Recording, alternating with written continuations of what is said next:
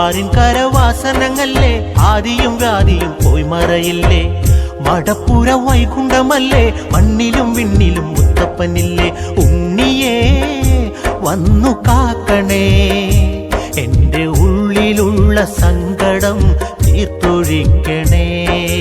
പറശ്ശിനി ഒന്ന് കാണുവാ ഞാൻ പരകോടി പുണ്യം ചെയ്തു പ്രഭോ. പാടിക്കുറ്റി നോമ്പുകൾ നോറ്റു പുത്രദുഃഖം കൊണ്ട് എന്നും കരഞ്ഞു.